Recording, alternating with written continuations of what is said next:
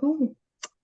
So, thank you everybody for joining us today for our Conservation Career Series. Today we have Brian Allen as our presenter. As we go forward with the Conservation Career Series, it is intended to let people know about cool careers that exist within conservation, environmental education, and anything that has to do with the outdoors. And so hopefully you all enjoy. For those that are attending, please put any questions or comments in the chat. And also there is a Q&A feature as well. So we'll answer all the questions at the end. And without further ado, I will let Brian go ahead. Yeah.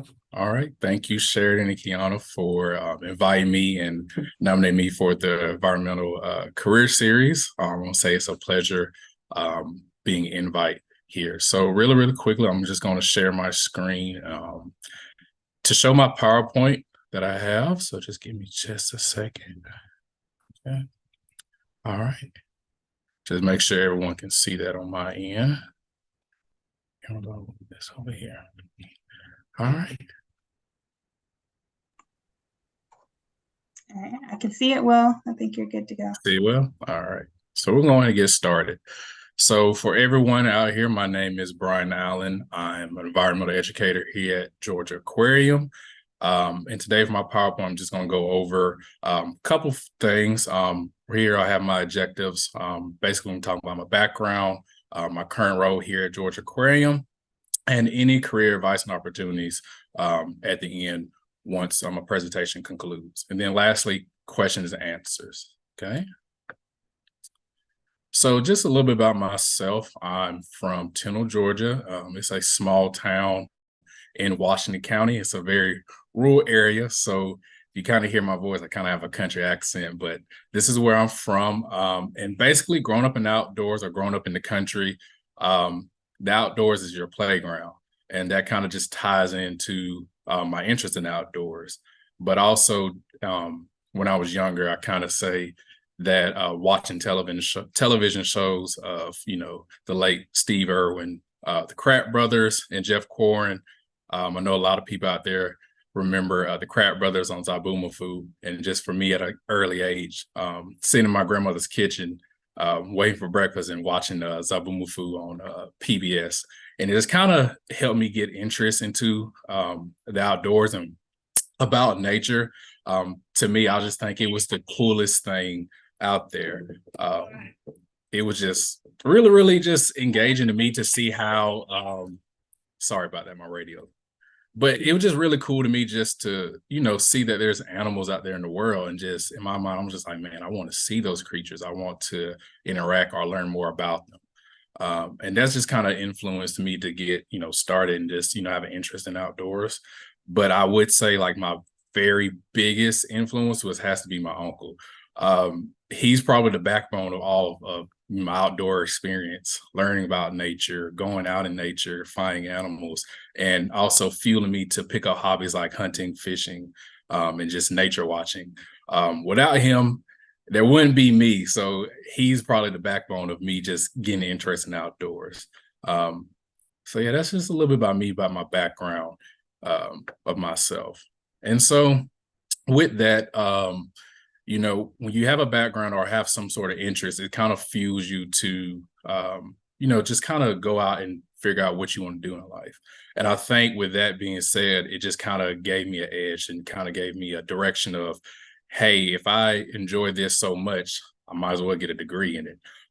So that passion just led me to get Associate's Applied Science, a Fish and Wildlife Management degree at Ogeechee Technical College, is down in Statesboro. And it just, like I said, it is basically that stepping point that allowed me to get there and allowed me to get in this role. And then you can see over here in my picture to the right, one of my internships and actually stepping into that role of environmental education with that degree. But just a little bit about my degree now. So I kind of switched gears. Essentially, now I'm on getting a bachelor's in interdisciplinary studies. It's a main concentration of business, public administration, and nonprofit. And you're kind of wondering, like, why on earth are you going for that if you're in environmental education field and you have a wildlife degree? A lot of people ask me that, and I simply just tell them that one of my long-term goals is to have a outdoor business geared to environmental education, basically basic hunting, fishing skills, guiding services, and to understand how a business work. I felt like this was the best opportunity and the best purpose to actually pursue this type of degree, because you just can't wake up one day and decide, hey, I want to own a business and do the business, and you don't have an understanding of how a business operates. So just having that degree and taking classes and figuring out how a business operates from the inside out kind of can help me in my future of owning that outdoor business. But yeah, just really for my background and just choosing degrees. And then with that being said, the background of having that wildlife degree kind of opened up a lot of possibilities and a lot of doorways. And one of those doorways was just me having an internship at the Charlie Elliott Wildlife Center, which is part of Georgia Department of Natural Resources. And there I was a naturalist for Charlie Elliott Wildlife Center. And it's the same field as environmental education. And with this degree, it just kind of allowed me to be that, I would say, that vocal and standing point in that figure of, talking and engaging with kids, also learning about animals, the same animals I watched on television shows, also animals I've seen with my uncle. And it just kind of put me in that position that, hey, I can talk about this with the community. I can talk about this with the, school-age kids and everybody in between. And it just kind of, helped me go through that, and it helped me kind of increase my passion for it in this career path.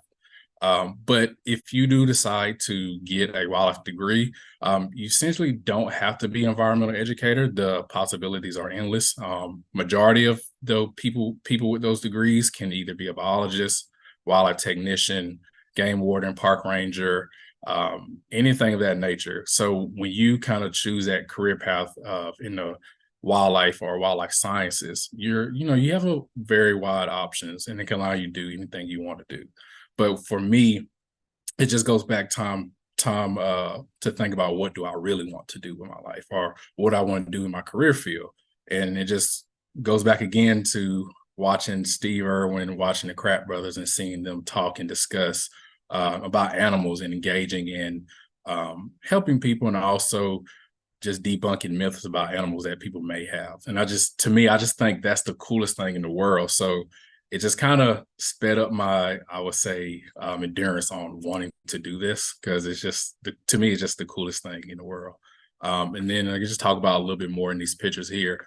So when I was at the Charlie Elliott Wildlife Center, I kind of engaged in those, like I said, in those outreaches, engaging students and talking to students. If you look at my top right photo, we was talking about snakes of Georgia, and right there I had a corn snake, and I was talking to kids about the adaptations, why they get the name corn snake, and also where they can be found in the state of Georgia. And then also right here in the picture down to the bottom right, past homeschool kids, and just me taking them on a guiding, an edible foraging hike out there at Charlie Elliott Wildlife Center, and just talking to them about nature. If you can, how can you survive in nature? What resources you can use? And then this picture over here to the left of both these pictures right here, it's just like a nice setup at a local event down there in Mansfield, Georgia, and just talking about DNR, talking about naturalists, talking about the environment, and also some of our native animals that we have here in Georgia. So doing all that, it just kind of, like I said, it just fueled that passion to continue to be in the EE field, or the environmental education field. And so that's just a little bit about my background and kind of how my career got started. And so with that being said, it kind of led to a transition from, a naturalist at Charlie Elliott to a very large entity like the Georgia Aquarium. And so here at Georgia Aquarium, my position is an environmental educator. For a lot of people, they kind of question, what is an environmental educator? What do they do? What's their, day-to-day life or their day-to-day task? So for environmental educators, just aim to educate the public about nature and environmental issues. To me, I think environmental educators are really, really important in life because they're the backbones of teaching us how the world or how the earth and the natural world is actually working. How's it moving? What are the questions that people ask? How does it get answered? And I just think, to me, like, hey, these educators are really, really important, especially for younger school age kids all the way up to adults. But here at Georgia Aquarium, you know, we have a whole team of educators. We work together to make sure we put curriculum together for pre-K through college age students, teachers, parents, and administrators. And a lot of times when we're creating like those lesson plans or creating, just some resources for those people, we really base them off of two things. And two of those things are the Georgia Standards of Excellency and are the GSE standards and the Next Generation Science standards. So just a whole bunch of standards that allow you to engage and kind of pick about what topic you want for your audience so that you can inform them about nature or you can inform them about what's going on. And that way everyone can be on the same page. And this also allows us to connect with school groups here in Georgia and also with school groups in the United States or across the world. That's where that, that's where that Next Generation Science standards comes into play. But yeah, just my role here at Georgia Aquarium is really, really fun being an environmental educator. So you can see here on my left, I'm holding albino king snake here, in just one of those days when we have to do some of our animal handling and just kind of informing guests who came behind the scenes and, just kind of engaging and talking to them, discussing how, certain creatures have these adaptations like this albino king snake. And then the picture over here beside it is one of our summer camp programs. And so this is one with our 5-7-year-old groups. And basically understanding adaptations again. So being an environmental educator, you just have to essentially, talk to whatever audience you have. So with the younger groups, basically giving them the information on basic things of animals or the basic things of nature. So simple thing right here in this picture, we're just talking about adaptations of black bears, how they have non-retractable claws, how they're able to climb trees. And right here, just letting them understand that basic concept. So you kind of see me acting out how they will be able to climb trees. And if you kind of look in the back of that flipboard there, you kind of see one of the black bears claws and also them trying to climb up a tree.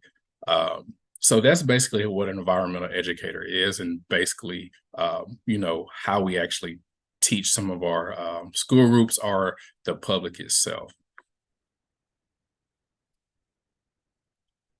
And I feel like this is also the biggest thing, which kind of gets overlooked by a lot of people, but an environmental educator and also the Georgia Aquarium Education Department, we do have a very big impact on the community. And with that, your community is kind of almost like the backbone or like the showing of yourself or showing of your city, right? So how can you give back to your community? So as environmental educators and education department, we just make sure we have these partnerships in place with our community. And this just basically allows any community organizations to have full access to the same learning materials. Say, for instance, if school group comes in or someone out of state comes in, anybody in between, it just allows everyone in that community to have the same access and the same information, and also kind of give them a heads up about, what's going on in our environment. Also, how can we stewards of our planet? But with all that being said, it still goes back to our mission statement. And our mission statement is to inspire awareness and preservation of our ocean and aquatic animals worldwide. So that's really how we impact the community, and also how we impact the community of an environmental educator. It just goes back to, like I said, make sure everyone's on the same page, make sure everyone has the same equal access to the knowledge that you're giving to some of your audience.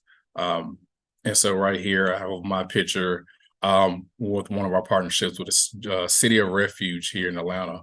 Just going to them talking about crocodilians and talking about reptiles.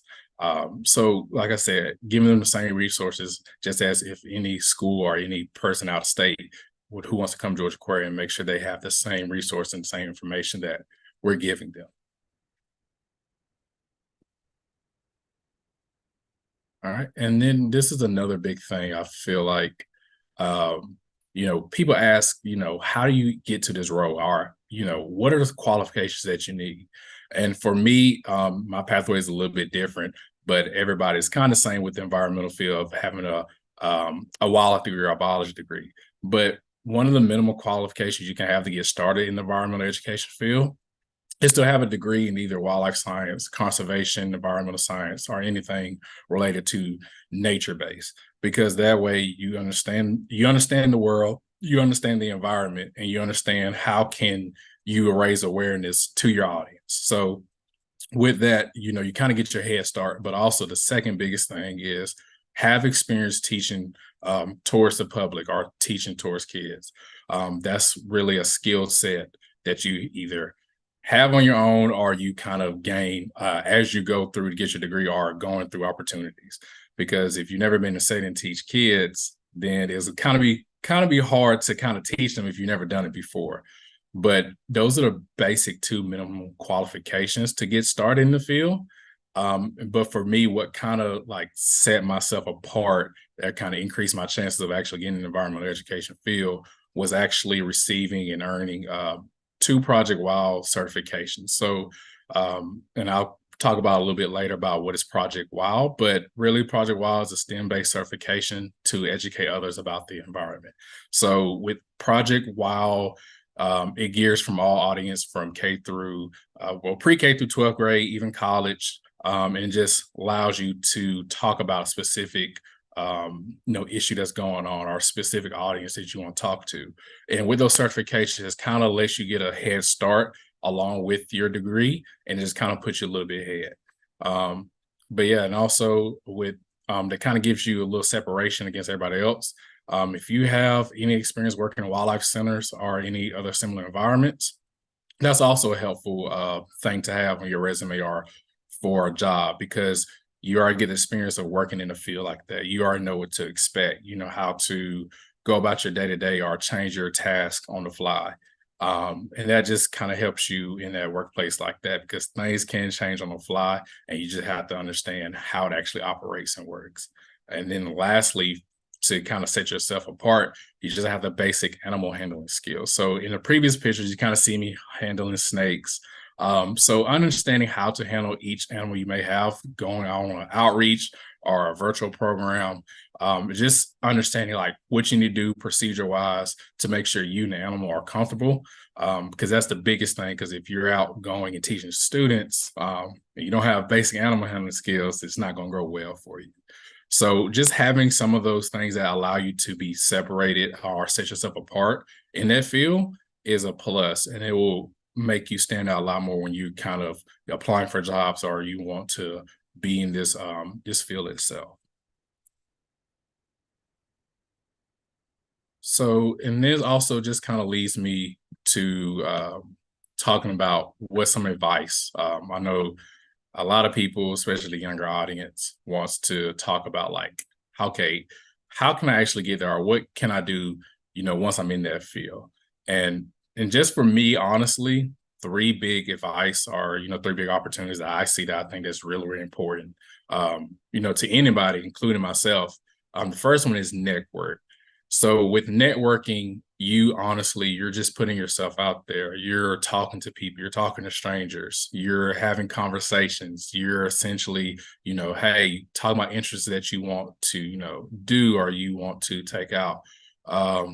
Networking is very, very vital, especially in environmental education field, because let's say, for instance, you have all these qualifications, you have all of the degrees that you need, but also remember, it's not what you know, is who you know, because a lot of people, especially, strangers, can lead you to open doors and give you new experiences. So I tell myself, like, always network no matter what, no matter if you're on your break, if you're just walking, always network and just kind of talk, because you'd be surprised at the people that you can meet out there. And also just kind of a self-test. This one is like just researching certifications, because there's I think a lot of people overlook that there's a lot of certifications or professional development opportunities that are available either, say, for instance, in your county or in your state. And to me, a lot of people overlook it. They just look at degrees or, look at internships. But a lot of times, if you can get a right amount of certifications along with networking, you kind of can put yourself ahead, and also you kind of surprise yourself and realize like, hey, I didn't know I had this certification and I'm actually qualified for a certain type of job just because I got this certification, right? And a lot of people kind of overlook it too because the prices of those certifications. So some of those certifications can vary from maybe $40 to $100, but honestly, it's really, really worth it because they can just lead you to certain things that a degree can't, or a degree can't teach you. So that's why I tell people to like always research, any certifications or professional developments that may come about.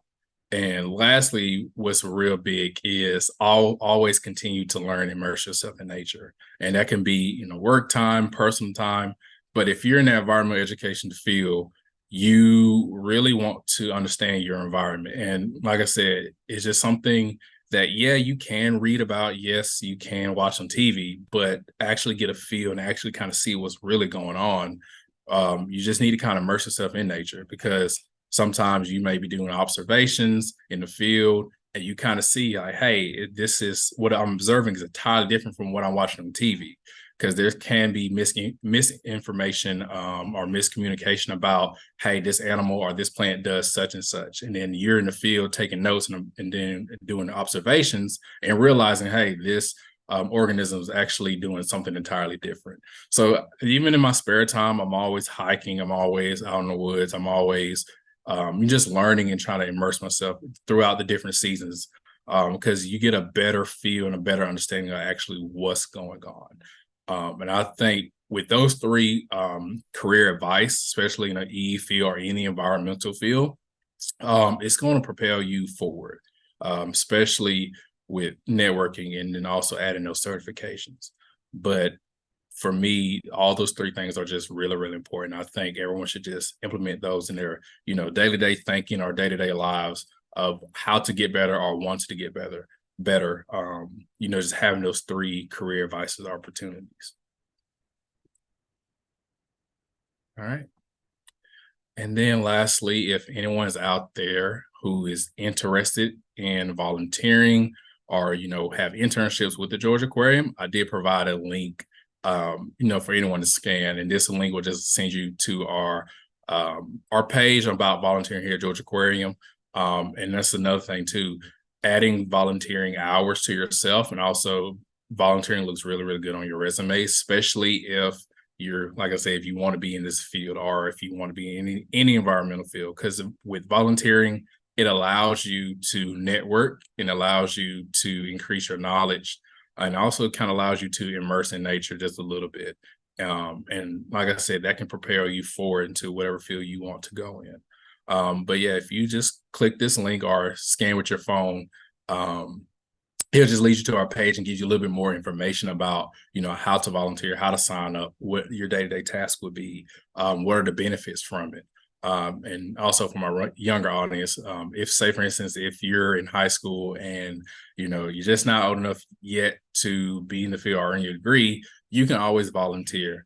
And like I said, that will still put you forward because that puts your foot in the door because people see your face, people see your work ethic, people have seen you and allows your network so they can always keep you in touch, have, exchange contacts and then just allow you to, to get a head start. But yeah, that's kind of some of my advice and opportunities here. And then right now it's free to ask questions about myself or what I do at the aquarium or anything in between. So I'm here. Awesome. Thank you very much, Brian. And I realized I did not introduce myself in the beginning, but the name and the title are right there. But yes, thank you so much. That was very informative. I did have a few questions, and then just a reminder to anyone that is attending, please write questions in the comment section or in the chat. As well as if you're watching this on YouTube, feel free to ask any questions in the comments. So my first question for you is, how did internships shape where you ended up? Did they help you narrow what you did and didn't like? Were there things that you did not like that you learned about? Gotcha. So my internship was, to me, my internship was awesome because it just, like I said earlier, it just fueled me to continue in my field, continue actually seeing that, hey, my dream is actually coming to fruition. Like it's happening. It's very, very cool. Like first I was kind of nervous, but it kind of helped me in my position now. It gives me the basic building blocks or the basic information to understand what you're doing, how to talk to your audience, how to engage your audience, and also how to essentially work when things don't go your way. So that's how the internship kind of helped me and shaped me here at Georgia Aquarium. Just having that experience for almost about a year allows me, to do my job here. So yeah, make you more comfortable. Yeah. Fair. So Brandy asked, what is your favorite part of your job? What is my favorite part of my job? My favorite part of my job, it has to be basically talking and engaging with students that comes to Georgia Aquarium, whether it's in-person learning, is it either virtual or me going out to schools. I just get that very warm, fuzzy feeling when I see somebody's eyes light up when I talk about their favorite animal or giving them a fun fact about animal or doing cool experience with them. Because at the end of the day, my job is to, one, yes, inform my audience, but also I want to get somebody interested in this field, whether it's a person or student that's in pre-K, kindergarten, or up to high school. Because if you have a very positive impact on your audience, then they're more than likely to join that field that you're in. And we all know, kids are our future. So that's just my job. I just love enjoying and seeing their eyes light up and informing them and get them excited about what we're talking about. We love it. One of my favorite parts about my job also. Kids, people, adults, grown people get excited about stuff. B. Woodruff said, how can you get certificates if you can't afford them? That's a great question. So if you're wanting to get certifications out there, believe it or not, there's a lot of scholarships too that you can apply for that will pay for your certifications, whether you're in college, you're just ready to enroll, or even after college. There's a lot of like I said, scholarships. You just have to search them. I remember a stranger told me a long time ago, there's free money out there. You just have to search and it will pop up. You just do your homework a little bit. So if you can't afford certifications, just kind of make sure you are searching what type of certification you're trying to get. And then sooner or later, you can probably find a scholarship that fits that certification. Then that will lead you into another door on to your career. Yeah. And my question, second question is kind of a follow-up to that one. Is how many certificates do you have? And I think I feel like you listing them might help people kind of get an idea of what is out there. Yes.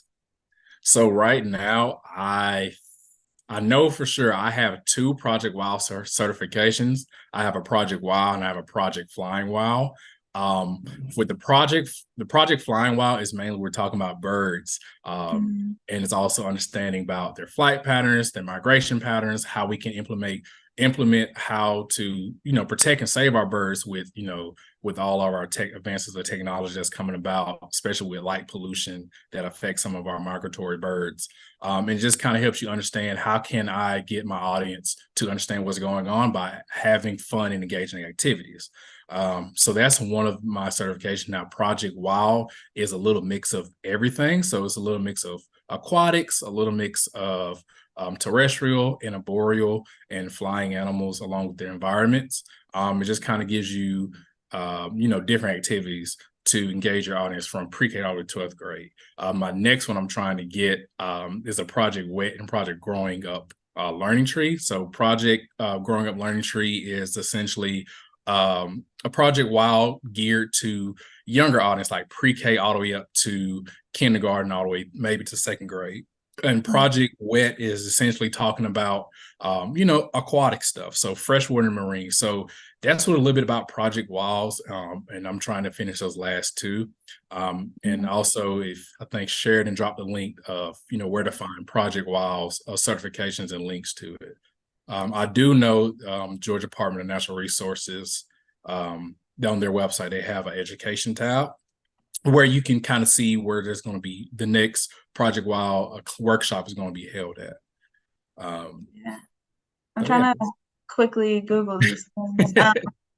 And I think I found the Project Wet one too. It looks like most of these are online, which is useful. Yep. So they can be taken anywhere by anyone. Um, but yeah, and we'll put in the comments or in the description box some of the links that are in the chat as well. Mhm. Um, any other questions, comments, or concerns? Questions of yourself? Right. I was like, Brian, do Very- you have any end notes for anyone that's maybe interested in becoming an environmental educator or just getting into the outdoors in general? Any final? Yeah, so I would just say what's my biggest advice.